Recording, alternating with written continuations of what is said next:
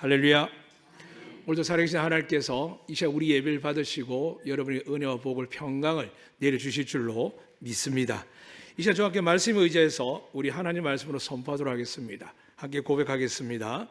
여호와는 우리에게 복을 주시고 우리를 지키실 원하며 여호와는 그 얼굴 우리에게 비추사 은혜 베푸실 원하며 여호와는 그 얼굴 우리에게 향하여 드사 평강 주시를 원하노라 할지니라 하라. 믿으시면 아멘. 한 주간도 잘 지내셨죠? 여러분이 아는 타이완, 대만이라는 나라는 우리와 비슷한 온도가 아니라 10도 이상 높은 곳임에도 불구하고 20도 아래 떨어지니까 자그마치 선진국 반열에 있는 이 대만이 1000명 이상이 동사했습니다. 믿으시는지 모르겠지만 지금 북극 한파를 통해 가지고 많은 사람들이 어려움을 당하고 있습니다. 그래도 불구하고 원래 추위를 잘 견디는 우리 민족은 크게 노숙자나 큰 사고가 아니고서는 생명 잃지 않는 사람 많습니다. 차이가 뭘까요? 요즘 많은 그런 이야기합니다. 여태까지 경험해 보지 못한 세상이라고. 설마 그럴까요? 성경에 보면 정말 여태까지 경험해 보지 못한 세상일까요? 성경 읽으면은 우리가 살아가는 세상이 이미 다 예언되어 있을 뿐만이 아니라 이미 모든 시대에 따라서 그렇게 이루어져 있습니다.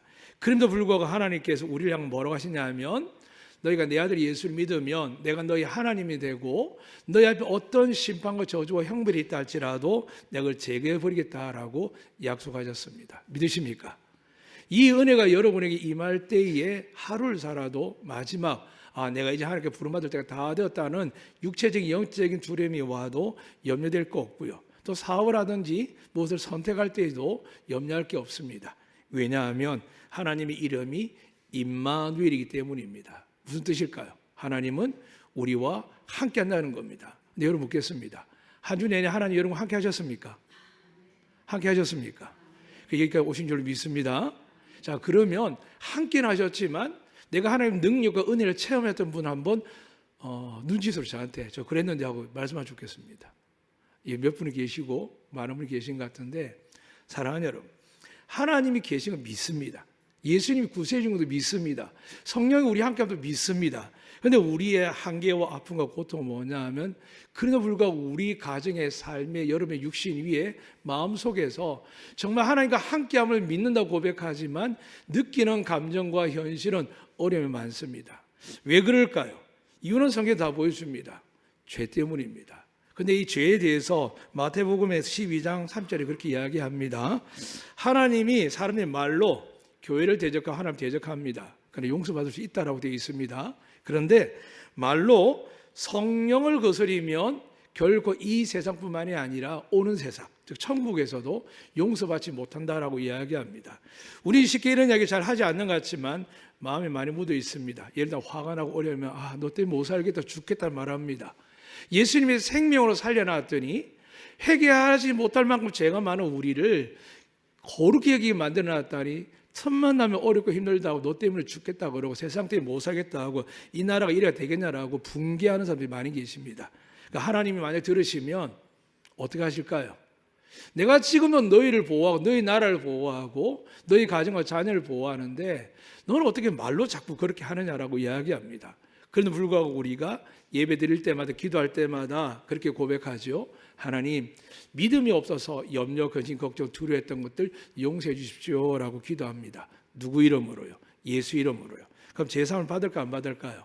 받을 줄로 믿습니다. 그런데 여기에서 우리가 더 거듭나가서 하나님의 능력과 권세를 주기 위해 성령을 주셨는데 왜 우리 성령이 있다라고 이야기해 목사님이 저렇게 매주마다 말씀이 신 성령께서 진리의 영께서 여러분과 함께하길 원하고 능력을 주신다고 함에도 불구하고 우리 이걸 느끼지 못할까? 왜 그럴까요? 우리가 오늘 본문에 나와 있습니다. 하나님이 기뻐하시는 거룩한 산 제물로 드리라. 마음은 늘 그렇습니다. 그런데 앞에 뭐가 붙어 있죠? 너희 몸을. 그러니까 이 예수 믿는 사람들이 자꾸 잊어버리고 놓쳐버리고 가기 싫은 부분이 있습니다. 하나님 내 마음 아시잖아요. 너 어려운 거 힘든 거. 하나님 안다고 합니다. 믿으시면 아멘. 그러니까 나는 용서하십니다. 근데 하나님 뭘 원하신다고요? 그럼에도 불구하고 내가 날마다 매년마다 수십 년을 죽을 때까지 너희 죄를 사할 것이다. 그런데 너희가 사함을 받았다면 어떤 삶을 살아야 되는지에 대해서 하나님의 한 문장을 이야기하는 겁니다. 너희 몸을 하나님이 기뻐하시는 거룩한 산 제물로 드리라라고 합니다. 이것을 영적 예배라 합니다. 그러니까 우리 예배는 요한복음 4장에 기록된 것처럼 사마리아 여인과 예수를 만났습니다. 모든 사람이 낮에 나와서 물을 기르지 않습니다. 그런데 이 여인은 낮에는 혼자도 물을 기르는 것을 보게 됩니다. 누가 보았냐면 예수님이 보십니다. 왜 예수님도 대낮에 들어가고 유대인들이 가지 않는 사마리아에 들어갔을까? 성경 분명히 밝힙니다. 그 여인을 통해서 저주 아래에 있는 사마리아인들 구원하기 위해서 들어가신 겁니다. 그때 그 여인은 여러 가지 이야기하다가 자기 수치가 드러난 이야기를 듣게 되죠. 내 남편을 데려오라 했더니 남편이 없다고 합니다. 주님께서 이렇게 말씀하시죠. 네 남편이 5명도 있었고 지금 있는 6번째 남편도 네 남편이 아니지라고 이야기합니다. 무수히 말씀드리고 여러분 알 겁니다. 남편의 숫자는 아내에게 남자란 것은 엄청난 역할을 하죠. 자기를 지켜주고 사랑하고 보호할 뿐만이 아니라 생계를 유지하게 되고 외부 위험에서 사람들의 모함과 멸시해서 지켜줄 수 있는 사람, 그게 남편이지 않습니까? 성공의 목적, 행복의 목적, 평화의 목적을 상징합니다. 그런데 이 여인은 그것을 다 이루지 못했습니다. 그런데 그 여인의 이 이루지 못한 의미를 이렇게 이야기합니다. 당신은 예루살렘 성에서 예배드리며 하나님 받는다 그러고 우리는 이곳 야곱의 우물이 있는 곳에서 예배드리면 받는다고 하는데 왜 이렇습니까? 라고 이야기합니다. 그러니까 무지하고 몸을 파는지 아니면 저주 아래 있는지 어떤 상황이 모르지만 이 여인이 깨닫는 자기의 죄가 뭔지 대해서 핵심을 이야기합니다. 예배가 안 되고 있다는 겁니다. 새벽마다 말씀드립니다. 에스겔을 통해 지금 13장까지 나가는데 예레미야 선지자부터 시작해서 여러분 이사야에게 모두 예언서를 뭘 공동적으로 이야기하냐면 왜 하나님이 세상을 심판하느냐, 왜 하나님이 사랑한다고 하면서도 이스라엘 백성, 세상 사람도 아니고 왜 이스라엘을 쫄딱 망하게 하고 2000년 동안 노예생을 하게 하고 새롭게 만들어진 나라조차도 미국이 누리는, 일본이 누리는, 러시아가 누리는, 아니 대한민국이 누리는 그런 복을 받지 못하고 저들은 저렇게 사느냐라고 이야기할 때 성경 분명히 말씀하고 있습니다. 하나님이 싫어하는 일을 한다는 겁니다. 그 싫어하는 게 뭐냐 하면 오늘 사마리아 여인이 이야기하는 겁니다. 개인적 기도 생활, 묵상 생활, 선한 일을 많이 합니다. 왜냐 하는 말씀을 따르기 때문이에요. 근데 정말 하나님 제일 기뻐하는 게 뭐냐 하면 온전한 뜻이 뭐냐 하면 사람들 이렇게 물은 적이 있죠. 우리가 무엇을 해야 하나님 일을 할 수 있습니까? 인간이 감히 하나님 일을 하고 싶어 물었을 때에 요즘 세상에서는 목회자, 선교사 다양한 직업을 이야기하지만 하나님 이렇게 말씀하셨습니다. 하나님이 보내신 아들을 믿는 것이 하나님의 일이다 그랬습니다. 다시 말씀드리면 성경 기록된 모든 말씀이 예수 그리스도라는 것을 믿으시기를 주의 이름으로 축복합니다. 이 성경을 주셨기 때문에 이 말씀 속에 기록된 예수님을 믿으면 하나님의 나라와 뜻이 보이기 시작하고 반대로가 돼서 뭐가 있을까요? 우리의 죄와 허물이 보이는 겁니다. 그러나 많은 죄를 짓자 하나님이 웬만하면 지나가십니다. 그런데 예배가 틀어져 있으면, 진정한 예배가 되지 아니하면 어린아이일지라도 노년일지라도 일반 성도일지라도 저 같은 목회자일지라도 하나님은 철저하게 심판하기 시작합니다. 그래서 이 나라 인민족이 왜 어려우냐? 답은 간단합니다. 한국교회 예배를 증금해야 됩니다. 이미 우리 많은 이야기를 했죠. 가나안 교회, 교회를 나가지 않고 개인적 예배 드리는 사람. 근데 성경 오늘도 말씀하지 않습니까? 모여서 힘써 예배 드려야 되는데 어떻게 해요? 하나님이 기뻐하는 거룩한 산 제물 드리는 데가 어디일까요? 직장일까요? 가정일까요? 아니지 않습니까? 예배 때 드리는 이야기거든요. 그 예배 때 드리는 이유가 뭘까요? 우리가 하나님 앞에 죽어진 몸이 아니라 사라진 몸이지만 어쩔 수 없이 살아왔고 내 인생 내 뜻대로 살아왔지만 이 몸을 그냥 감추지 않고 때를 씻지도 않고 어떻게 한다고요? 산채로 드립니다. 그런데 거룩한 산 제물을 드렸으니까 뭐로 드려야 될까요? 우리가 모여간다고 깨끗해지겠습니까? 아니거든요. 그래서 예수님께서 그 보혈로 말씀으로 우리를 깨끗하게 준비해서 이 시간 하나님께 온전하게 예배 드리는 모습을 오늘 성경에서는 너희 몸을 하나님이 기뻐하시는 거룩한 산 제물로 드리라는 겁니다. 이스라엘 처음에 그랬죠. 두렵고 떨림으로 재물을 잡았습니다. 살아있는 생물을 잡는 게 쉽지 않습니다. 어제는 저희 딸이 갑자기 동영상을 들고 왔는데 계단 앞에서 매 한 마리가 저희 집도 왔다 갔다 하는 게 방문객인데 치를 딱 낚아채는 거 어떻게 아이가 찍어 온 거예요. 그래서 그걸 보면서 와, 나는 지금 17년도 한 번도 못 찍었는데. 아니죠. 내일 60대도 한 번도 못 찍고 우리 딸을 어떻게 찍을 수 있을까? 그 눈앞에서. 사랑하는 여러분. 근데 그 눈앞에서 찍은 것을 제가 느끼는 다른 겁니다. 두고 가버렸다는 거죠. 왜 그랬을까? 먹으려고 했을 텐데. 그의 목적이 있었겠죠. 먹으려고 한 것이 아닐 수도 있습니다. 오늘 하나님의 목적을 모르면 우리 인생을 헛되게 살아갑니다. 아이 공부 잘하는 게 하나님 뜻인 줄 압니다. 부모에게 잘하는 게 하나님 뜻인 줄 압니다. 그것도 포함되어 있겠죠. 그러나 진짜 하나님 뜻이 뭘까요? 하나님이 여러분을 어떻게 만드셨죠? 그의 형상과 같이.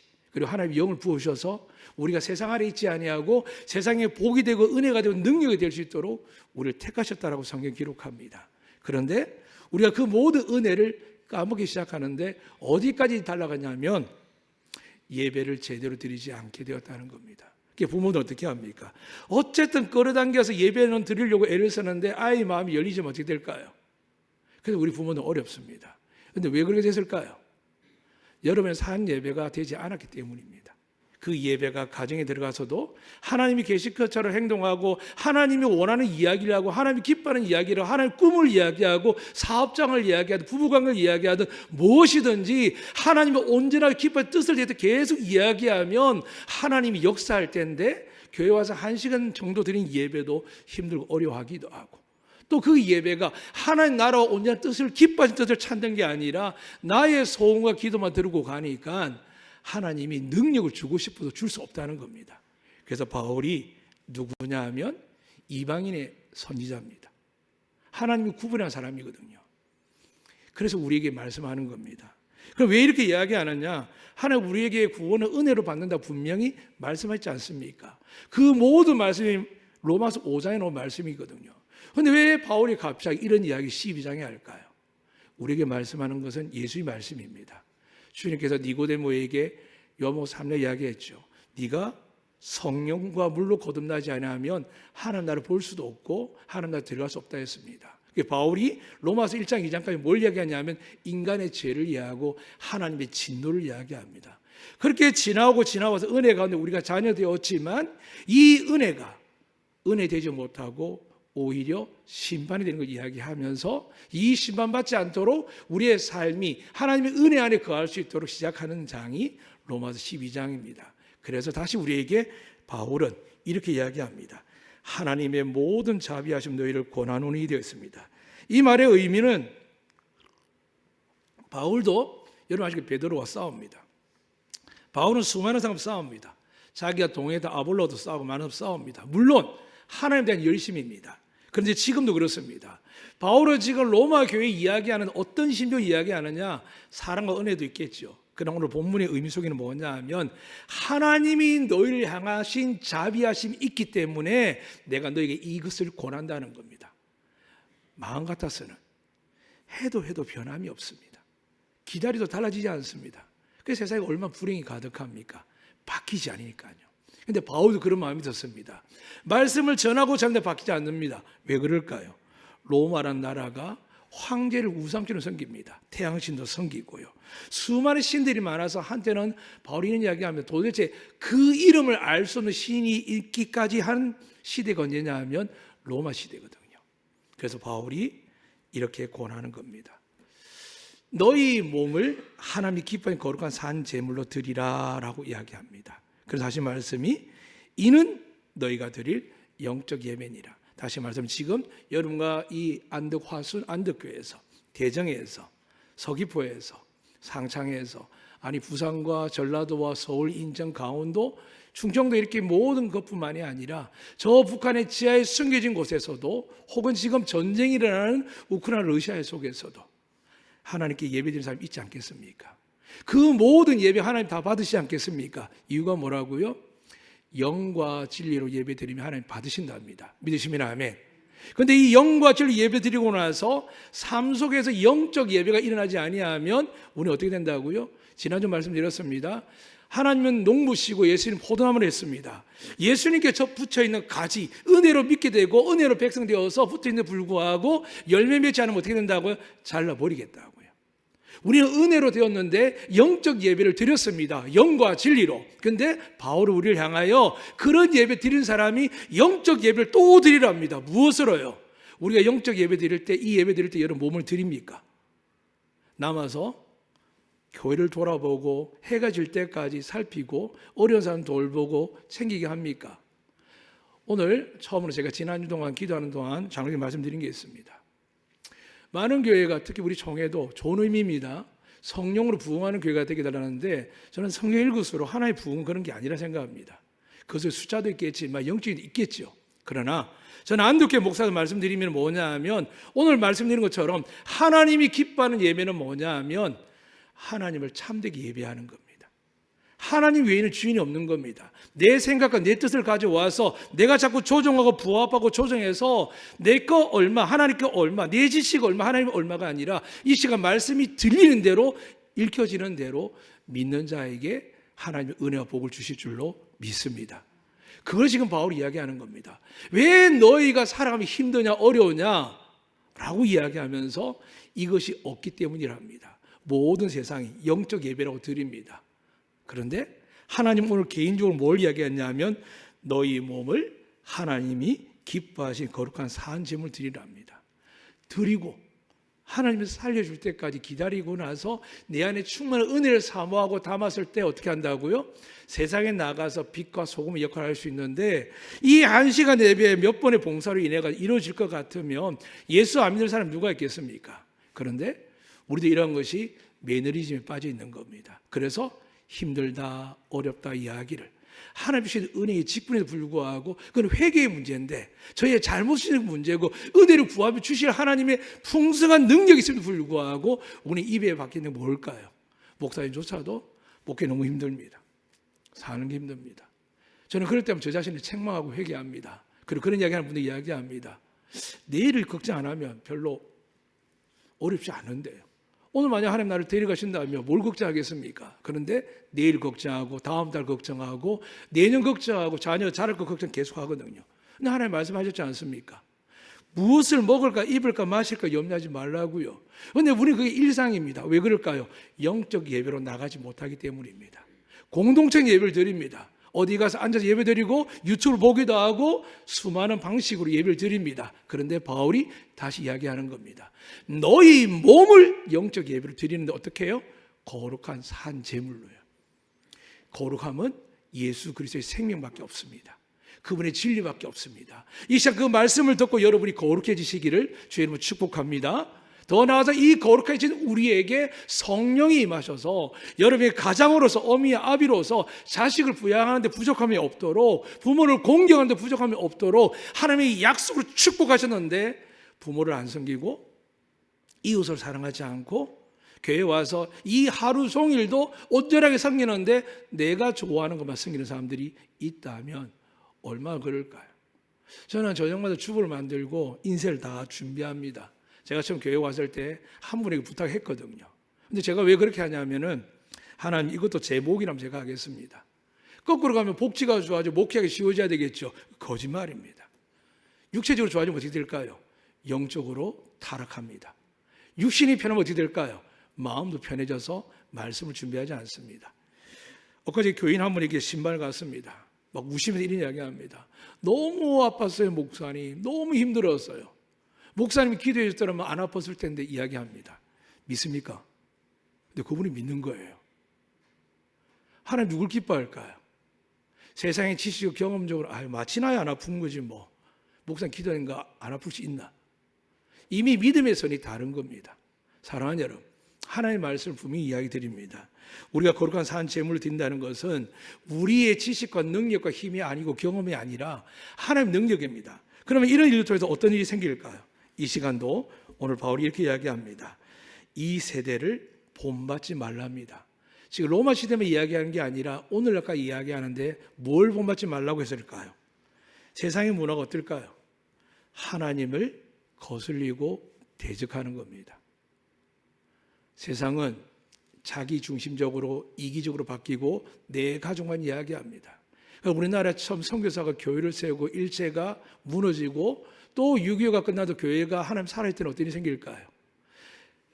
나한테 쓸 돈도 부족한데, 내 아이가 먹일 약도 없는데 선교사님들 어떻게 합니까?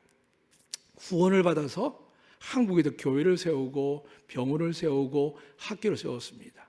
지금의 그 후손들이 어떤 영광을 누릴 수 있지만 그 당시에는 그들이 누릴 수 있는 하나도 없었습니다. 그들이 입고 멋진 양복으로 헤어지고 나면 조선 사람이 되기 위해서, 일반 우리의 국민이 되기 위해서 옷도 머리도 다 바꾸는 사람들이었습니다. 왜 그랬을까요? 예수님께서 자기 생명을 주시면서까지 우리를 사랑하고 구원하셨거든요. 어떻게 하면 이 조선이라는 나라가 지금 대한민국으로 바뀌었지만 어떻게 하면 하나님께 저들을 구원하고 은혜를 베풀까라고 헌신하고 희생한 사람이 있습니다. 그렇게 배웠던 사람은 어떻게 됩니까? 같이 희생하고 헌신합니다. 그런데 시대가 바뀌었죠. 자기 짐승적으로 인문학적으로 철학적으로 뭔가 우리 점점점 하나님의 영광이 아니라 자기의 영광과 기쁨을 위해서 살아갑니다. 그래서 하나님께서 바울을 통하여 이 세대를 본받지 말라고 합니다. 목회자가 원하는 게 참 많겠죠. 여러분도 사업하는 원하는 게 많겠죠. 저희 어린이집 아동센터 있지만 원하는 게 있겠죠. 근데 여러분, 하나님이 그 기관들을 교회를 부흥시키고 목회자의 목회가 잘 되게 할 방법 뭔지 아십니까?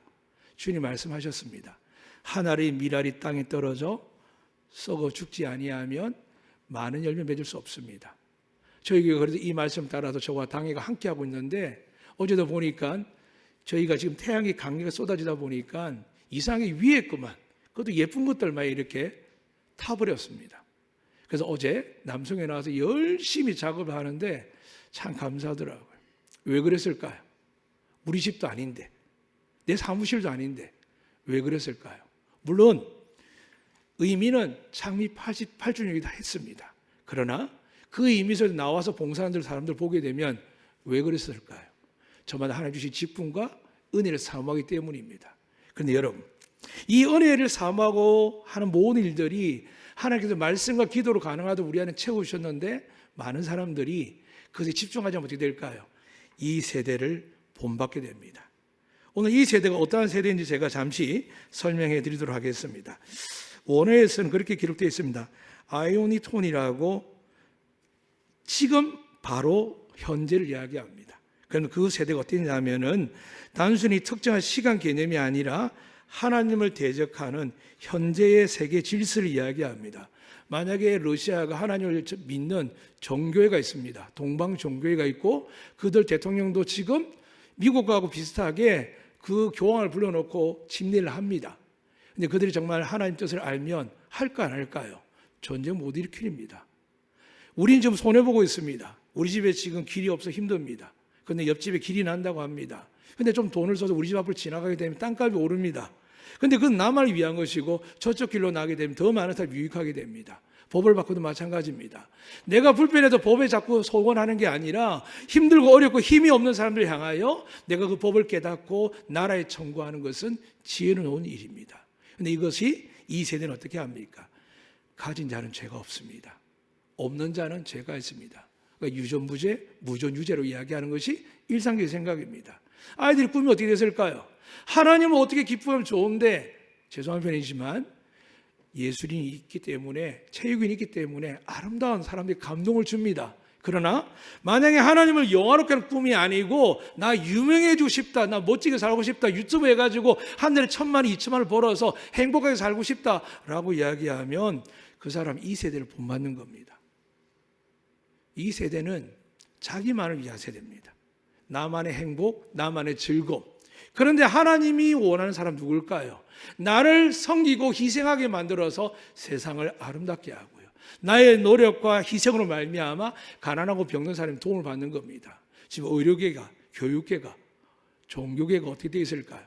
이런 나라 하나님 심판하는 게 기적이지 않겠습니까? 하나님 믿는 사람들이 지금 오래전에 선교사 병원을 세워놨는데 그 조금 서로 유익함을 위해서, 안전함을 위해서 환자를 내팽개칩니다. 그 교육이 무너지니까 지금 어떤 선생님은 8살 아이를 잔혹하게 죽이기까지 합니다. 그 의사는 진단하죠. 의사들은 우울증, 조울증 이야기합니다. 그런데 학문에 그렇게 해놨습니다. 그게 나하고 무슨 상관이 있습니까? 내 아이가 죽은데 나하고 무슨 상관이 있습니까? 온 세상 이런 신음과 고통의 소리가 가득하거든요. 우리는 괜찮다고 이야기할 때 하나님은 그 소리를 다 들으십니다. 그래서 바울로 통하여 제발 이 세대를 본받지 말고 성경에 기록된 대로 예수님이 원하는 대로 살면 어떻게 하신다고요? 여러분, 하나님이 함께 하사 영생도 주시지만 여러분이 하는 모든 일을 위해 복의 복을 다해 주실 줄로 믿습니다. 그래서 이 세대를 본받지 말라고 합니다. 그래서 다시 한번 이렇게 기회를 주십니다. 오직 마음을 새롭게 하면 변화를 받아 되어 있습니다. 어떻게 하면 마음을 새롭게 할 수 있을까요? 성경이 그 말씀합니다. 디모데전서입니다. 오직 말씀과 기도 외에는 새롭게 할 수 없습니다. 여러분이 얼마나 성경을 보느냐 기도에 따라서 하나님이 가까이 계십니다. 믿으시면 아멘. 그러나 유스를 가까이, 스마트폰을 가까이 하고 있으면 어떻게 될까요? 분노도 치밀고 하나님 생각도 하는 것 같지만 전혀 여러분 영적인 평안을 주지 않습니다. 사랑하는 여러분, 아이도 마찬가지입니다. 여러분 무슨 믿음으로 아이들이 일주일 내내 세상 학문을 배우고 그것도 창조론을 배우는 것도 아니고 진화론을 배우고 그것도 너희가 희생해서 이 나라 민족이 잘 된다고 배우지 않고 너는 너희가 중요하다, 네가 소중하다, 네가 하고 싶은 거 하라고 이야기하는데 하나님만 말씀은 전혀 배격되는 말씀인데 그게 성공한 적도 없고 이룬 적도 없는데 우리 그것을 가르치고 나서도 동일하게 집에서 교회 만나면 네 원하는 게 뭐야? 너 기뻐하는 게 뭐야? 하나님들 제껴놓고 이야기합니다. 하나님 그 아이에게 복을 줄까 안 줄까요? 지금이야 그럴싸하게 넘어가죠. 저 같은 목회자와 교회 장로님들이 여러분 가족과 자녀를 위해서 회개하고 기도하고 있으니까요. 그래서 여러분 하나님께서 기회를 주셔서 돌이키지 않으면 어떻게 될까요? 이 세대를 복받는 것에 돌이켜서 하나님 뜻을 따르지 않으면 어떻게 될까요? 하나님이 버리십니다. 하나님은 끝까지 붙은 분이 아닙니다. 자기를 믿는 자에게는 끝까지 책임집니다. 믿으시면 아멘. 주님 말씀하셨죠? 내가 마지막까지 내게 주신 자를 잃지 않는 게 하나님 뜻입니다. 오늘 여러분 이곳에 온 것 하나님 은혜인 줄 믿습니다. 그리고 다시 한번 말씀드립니다. 하나님이 선하시고 기뻐하시고 온전한 뜻이 뭘까라고 했을 때 말씀드렸습니다. 예수님이십니다. 근데 예수님이 그냥 왔다 가신 거 아니잖아요. 마태복음 5장부터 7장을 한 게 아니잖아요. 마태복음 요한계시록까지 예수님 말씀 다 하셨잖아요. 그 예수님 말씀 다 이야기는 듣지 않거든요. 그래서 바울이 오늘 말씀을 정리해서 이야기합니다. 제가 읽어드릴 테니까 잘 들으시길 바랍니다. 먼저 3절부터 시작합니다. 은혜로 말미암아 너희 각 사람에게 말하노니 이 은혜 받은 성도인 줄 믿습니다. 마땅히 생각 그 이상의 생각을 품지 말고 오직 하나님께서 각 사람을 나눠주신 믿음의 분량대로 지혜롭게 생각하라 되어 있습니다. 남편은 남편의 생각하면 되고요. 아내는 아내의 생각이 됩니다. 국민은 국민으로 살아가면 되고 지도자는 지도자로 살아가면 되고요. 목회자는 목회자로 살아가도 되고 장로님과 권사 안집사님들은 항존직으로 살아가면 됩니다. 그런데 이것이 잘못되면 어떻게 될까요? 목사님 여름에 가정사를 개입하려고 하고 여름에 사업장에 들어가서 이렇게 저렇게 하면 돈 번다라고 투자 종목을 이야기하기도 하고 수많은 말도 안 되는 이야기를 합니다. 목회자는 하나님 나라만 이야기하는 겁니다. 예수님만 이야기하는 겁니다. 여러분이 잘못되었을 때 말씀을 가지고 권면하기만 하면 됩니다. 그리고 그 권면함을 통해서 그냥 전함으로 끝나는 것이 아니라 사무엘처럼 기도를 쉬는 죄를 범하지 않고 엎드리면 되면 됩니다. 오늘 성령께서 여러분이 마땅히 무엇을 생각할지를 깨닫게 하는 예배되기를 축복합니다. 두 번째 이렇게 말씀합니다.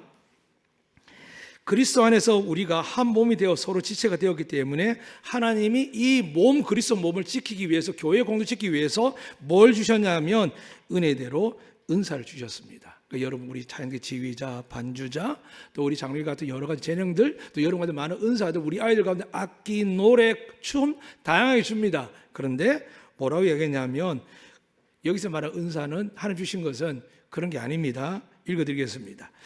은혜들을 받은 은사 각각 다르니 혹 예언이면 믿음의 분수대로. 성도인데 은혜 받고 응답 방언했다가 교회를 막 시끄러운 사람이 있죠. 왜 그렇다고요? 받은 은혜의 믿음의 분수대로 하지 않고 말씀도 모르면서 말씀도 구분도 못하면서 그냥 들고 봉글러 가지고 무조건 지르고 보는 겁니다. 그래서 하지 말라는 겁니다. 두 번째는 뭐라고 했을까요? 섬기는 일은 섬기는 일로. 섬기는데 지배하려고 하는 사람이 있습니다.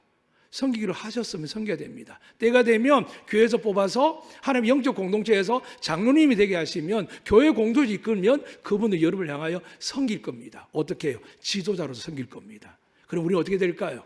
집사로서 권사로서 우리가 주어진 환경과 기관장으로서 어떻게 될까요? 내 생각 내 뜻을 이야기하는 게 아니라 섬기는 일로만 만족하셔야 됩니다. 그런데 세상이 어떻게 바뀌어갑니까? 따지고 듭니다. 옳고 그름 이야기합니다. 내 생각 다르답니다. 그러니까 하나님의 질서가 반대로 하니까 교회가 시끄러운 겁니다. 사랑하는 여러분, 하나님이 힘이 없어 능력이 없어서 지켜보고 계시겠습니까? 기다리십니다. 반드시 열매 맺고 회개하고 거듭나서 기다릴 때가 기다리는데 안 기다리면 어떻게 될까요? 잘라버리십니다. 저는 자라오면서 예수 믿어 목회하면서 목회자들 성회자들 잘려나가는 걸 많이 봅니다. 저도 그것이 두려워서 바울이 고백심 이야기하죠. 다른 사람 구원을 받게 하고 네가 하나님께 떨어져가지 나가지 않도록 바울은 이렇게 고백합니다. 나는 오늘도 표대를 붙들고 달려간다고요. 그렇게 달려왔던 바울이 지금도 마지막 순간까지 달려간다고 이야기합니다. 또 이렇게 이야기합니다. 위로하는 자면 위로한 일로. 왜 위로하다 갑자기 정죄 비난합니까? 두 번째는 구제하는 자는 성실함으로. 여러분, 이 구제함도 하나님의 은사입니다. 구제한다는 이야기는 뭘까요? 여러분, 구제할 수 있는 복을 주실 줄로 믿습니다. 근데 누가 처음은 넉넉해도 구제하겠습니까? 주님 말씀하셨죠. 나그네에게 어린 숫 물 한 잔 대접해도 하나님이 기억하십니다. 그 많은 은혜와 체험은 저는 넘치게 받았기 때문에 목회하면 두려운 적이 없습니다. 안독회 왔을 뿐만 아니라 지금도 안독회 마지막 하나님의 은혜를 마칠 때까지 어떤 상황은 모르지만 저는 기대합니다. 하나님께 책임질 줄로 믿습니다. 사랑하는 여러분, 그래서 어떻게 한다고요? 베푸시기를 주님은 축복합니다. 베푸기는커녕 헌금을 제대로 못하고 우리가 얼마나 많습니까? 이것저것 계산합니다. 제가 지난 한 주 저희 사모 약간 다툰 게 있습니다. 이건 그냥 지나간 이야기로 은혜 대신 들으시길 바랍니다. 저는 기부금 나이건 떼는 걸 솔직히 처음에 이해를 못했습니다. 아니 헌금을 드는데 왜 다시 달라고 하지? 나라가 정한 법이라 합니다. 다시 말씀드립니다. 이 세대를 본받지 마세요. 만약 그 돈을 받으면 어떻게 될까요? 그럼 그거 하나님께 귀하게 쓰십니까? 그러면 축복할 줄로 믿습니다. 그런데 그게 아니라 내 생활의 유익을 가지고 이 세대 가는 대로 따라오면 어떻게 될까요? 우리는 오른손 하는 일을 왼손이 모르게 하게 됩니다. 답은 맞습니다. 이 세대가 말하는 틀린 게 하나도 없습니다. 그러나 하나님의 방식은 다릅니다. 하나님은 있지 않습니까? 오른손이 하는 일을 왼손이 모르게 하는 겁니다. 어려운 기간에 돈을 냈습니다. 그럼 하나님께서 30배, 60배, 100배 주실 거 아닙니까? 그런데 거기서 떼나가면 어떻게 될까요? 저는 그렇게 생각합니다. 30배, 60배, 100배가 아니라 세금을 떼나가는 대로 그만큼밖에 못 받습니다. 사랑하는 여러분, 다시 한번 생각하셔야 됩니다. 하나님의 계산법이 아니면 여러분이 이 세상에서 절대 가난을 벗어날 수 없습니다. 절대 행복에 살 수 없습니다. 하나님 뜻대로 해야 되지. 이 세대를 따라가게 되면 하나님 도와주고 싶어도 나라가 도와주고 재정적으로 세금적으로 법적으로밖에 못 도움받습니다. 그런데 망할 것처럼 내가 헌신하고 희생하고 있고 알아주지도 않는데 불구하고 누가 안다고요? 하나님이 보고 계시면 다르다는 거죠. 봉사도 마찬가지입니다. 앞에 와서 여러분 찬양대가 딱 5분 안에 하는 이 찬양을 위해서 얼마나 노력한 줄 아십니까? 만약 하나님 5분만 보고 5분에 대해 상을 준다면 말이 되겠습니까? 매주마다 저녁마다 남아서 연습하고 집에서 유튜브를 보면서 연습하는 그 시간들을 하나님 안 보시겠습니까? 여러분 사는 날 속에 수많은 것들을 하나님이 안 보시겠습니까? 그래서 하나님이 말씀하는 겁니다. 이 세대를 본받지 말라고 합니다. 하나님 뜻대로 온전하고 깊은 뜻대로 성경 기록대로 하시면은 여러분에게 하나님의 신령한 복과 땅에 기르는 복과 무엇보다 세상 사람 돈이 많아도 몸이 적어도 누리지 못하고 주변에 아무리 많은 사람이 누리지 못한 게 뭘까요? 기쁨의 평화입니다. 그 평화를 하나님 주시겠답니다. 여러분이 받으시기를 축복합니다. 그리고 이렇게 말씀합니다. 긍휼을 베푸는 자는 즐거움을 도와주고 봉사하는데 섬기는데 짜증내고 화내는 사람 꽤 많습니다. 특히 여러분뿐만 아니라 목회자들 만나서 대다수 그렇지 않을 노력을 하지만 누구 때문에 목회를 못하겠다고 막 이야기 안 합니다. 저 역시도 그런 말 한 적이 있고 혹 또 살아가면서 할 수 있다고 생각합니다. 그때마다 즉각적으로 회개합니다. 하나님 용서해달라고요. 그리고 또 이렇게 말씀합니다. 사랑에는 거짓이 없는 악을 미워하고 선에 속하랍니다. 세상 사람들은 어떻게 하죠? 자기가 맞는 편에 섭니다. 그래서 지금 국회 가보면 양쪽으로 나눠져 있죠. 어제는 저 광주 가서도 말도 안 되는 짓을 또 하고 있는데 또 나눠져 있습니다. 대한민국 나눠져 있죠. 자기 오른쪽에 나눠 있습니다. 하나님이 원하는 쪽이 아니라 이 세대를 본받아 나눠져 있습니다. 또 이렇게 말씀합니다. 형제를 사랑하여 서로 우애하고 존경하기를 서로 먼저 하며, 잊지 마세요. 서로 사랑하고 서로 우애하고 서로 존경하는데 누가 먼저라고요? 우리가 먼저요. 왜 과거에 목사님이 가난하고 힘들고 미래가 없고 집안이 없어서 아이들에게 돈 하나 줄 수 못한 형편을 기뻐했을까요? 성도들이 목회자를 존경했거든요. 사랑했거든요. 그러니까 힘들고 어려우다는 표현을 쓰면 안 되겠지만 어쨌든 그렇게 표현하는 분들 계신 걸 따라하면은 그래도 사랑받으니까 존경받으니까 갔는데, 요즘 목회자 어떨까요? 존경받습니까? 사랑받는 생활 한번 물어보세요. 근데 저는 너무 감사한 게 저희 교회는 하나님 그렇게 이루어가고 계시거든요. 당에도 그렇고요, 한국교 관계도 그렇습니다. 물론 간혹 우리도 인간이기에 감정이 나올 수 있습니다. 그러나 저희 교회는 서로 용서하고 사랑하고 존경하는 교회라는 것을 저는 확실히 믿습니다. 더 나아가서 이렇게 이야기합니다. 부지런하여 게으르지 말고 열심을 품고 주를 섬기라 합니다. 부지런한 것과 열심을 품는 것을 어디에 딱 갖다 놓으시냐면 주를 섬기라 합니다. 여러분, 일주일에 많은 시간을 어디다 섬기십니까? 과거의 죄인에서 거듭나서 하나님의 자녀가 되었지 않습니까? 제가 요즘 주목하는 부부가 있습니다. 사업장 때문에 계속 따로따로 예배를 나눠야 되는데 함께 나오기 시작했습니다. 그러려면 어떻게 될까요? 따로 나도 돈을 벌기 위해서 했던 일인데 포기해야 되지 않겠습니까? 그런데 저는 믿습니다. 그가 저 축복할 줄요. 힘들죠. 눈앞에 보이는 돈입니다. 나갈 돈도 많습니다. 그런데 하나님 쪽으로 마음을 다시 붙들고 이 세대를 본받지 알고 하나님 뜻을 온전히 위해서 영과 진리로 예배드리고, 더 나가서 내 삶의 자리에 예배 한 시간 잠깐 드리고 나서 세상 속으로 살아가서 자기 자신이 위로하고 자아자찬하고 나서 말씀을 갖다 붙이지 않고 있는 그대로 말씀을 가지고 변화의 삶을 사는 겁니다. 어떻게 그런 사람 하나님 주목하지 않겠습니까? 끝까지 믿음을 지키면 반드시 하나님이 은혜와 복을 주실 줄로 저는 믿습니다. 더 나아가서 이렇게 말씀합니다. 소망 중에 즐거워하며 환난 중에 참으며 기도에 항상 힘쓰며. 자, 소망 중에 즐거워하는 누구나 합니다. 근데 환난 중에 참기 쉽지 않습니다. 근데 그 뒤에 이렇게 말씀합니다. 기도에 항상 힘쓰며. 그러니까 소망을 유지하게 하는 것, 환난을 이기기에 참게 하는 게 뭐 때문이라고요? 기도에 항상 힘쓰는 겁니다. 또 이렇게 말씀합니다. 이 말씀 여러분이 와닿기를 원합니다. 성도의 쓸 것을 공급하며 손대접하기 힘쓰라. 언제부터 우리를 지키다 보니까 자꾸 제재를 가합니다. 그리고 우리한테 맞는 사람, 유익한 사람 찾습니다. 잊지 마세요. 교회가 이끌어가는 어린이집, 아동센터, 앞으로 하나님께서 요양원부터 시작해가지고 많은 기간을 좀 주실 줄 믿습니다. 절대 안 줘도 저는 하나님 영혼을 구원하기 위해서, 선한 일을 하기 위해서 하나님 안독에 많은 기간을 주실 줄 좀 믿습니다. 근데 여러분, 돕기 위해서 영혼을 구원하기 위해서 세웠는데 그게 아니라 내 직장이 되고 내 삶이 되고 내 경제적 유익이 되면 어떻게 될까요? 처음에 하나님 봐줍니다. 그런데 어떻게 될까요? 어린이집 없애고 아동센터 없애고 나중에 교인들 싹 빠져나갑니다. 반대로요. 내가 그만두게 되면 어려운데, 저 사람이 나보다 더 귀한데 어려운데 실력은 부족하지만 하나님, 저의 가정을 제가 믿음을 생각하면 차라리 내가 그만두는 게 낫다라고 생각하는 사람이 있다면 하나님 그 사람 축복합니다. 절대 교회 안 망합니다. 기가 망하지 않습니다. 그런데 반대로 기도에 힘쓰지 않으면 어떻게 될까요? 그 생각 안 들어옵니다. 내 코가 석자입니다. 하나님, 네가 죽으면 살게 될 것이라고 더 은혜와 복을 주겠다는 불구하고 내가 살려고 하니까 나도 죽지만 교회가 세우는 축복의 기관들이 무너지게 되어 있습니다. 그래서 한국 교회가 타락하는 이유가 어디부터 시작됐다고? 예배 때부터 시작했어요. 그다음 어떻게 된다고요? 이 세대를 본받지 말고 하나님 뜻을 따라서 나는 죽더라도 성도들 살리기 위해서, 어려운 사람 살리기 위해서, 가난한 사람 살리기 위해서, 믿음 없는 사람 돕기 위해서 교회가 존재해야 되는데 반대로 가니까 어떻게 될까요? 하나님 은혜를 싹 거두어 가십니다. 반주도 마찬가지입니다. 오늘 박수를 막 치고 깜짝 놀랐습니다. 뭐 좋은 일 있나? 근데 우리 반주자 어학에서 한 달 갔거든요. 그때 그 사이에 대신했던 자매를 위해서 박수 치는데 너무 감사한 거예요. 근데 마침 그 생각을 주는 거예요. 아니, 이 친구는 지금 고등학교 때부터 시작해서 지금까지 반주하고 있는데 너무 감사해서 그 친구를 향해서 우리 박수합시다 그랬거든요. 사랑하는 여러분, 여러분이 헌신하고 쌓여있는 것을 하나님 반드시 기억하고 갚아주실 줄로 믿습니다. 근데 우리 안에 뭐가 들어온다고요? 이 세대의 지혜와 방식이 들어올 때 하나님의 방식이 뭐라고요?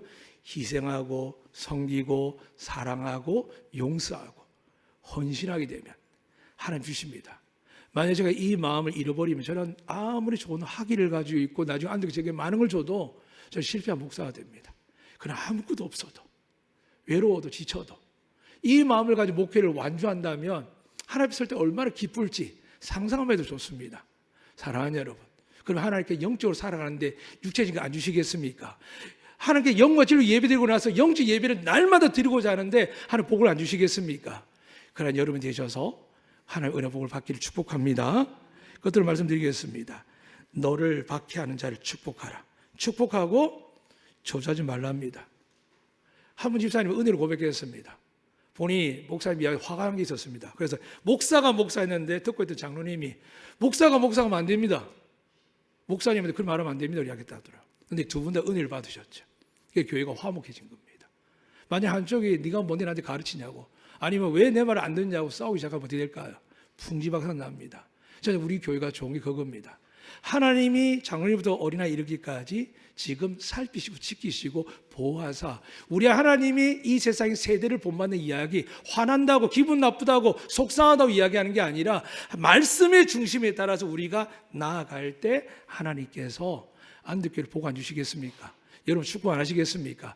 넘치도록 은혜와 복을 내리실 줄 믿습니다. 이제 끝으로 말씀드리겠습니다. 아무에게도 악을 악으로 갚지 말고 모든 사람 앞에서 선한 일을 도모하라. 여기 모든 사람은요 악을 행하셔서 포함되어 있습니다. 죄인들도 자기 가족 자기 자식 책임질 줄 압니다. 그런데 악은 누굴까요? 여러분이 힘들게 아프게 하는 사람 어디 있을까요? 어디에 제일 많을까요? 이 말이 맞으면 여러분 복을 받습니다. 예수님 이렇게 말씀하셨습니다. 내 원수가 어디 있다고요?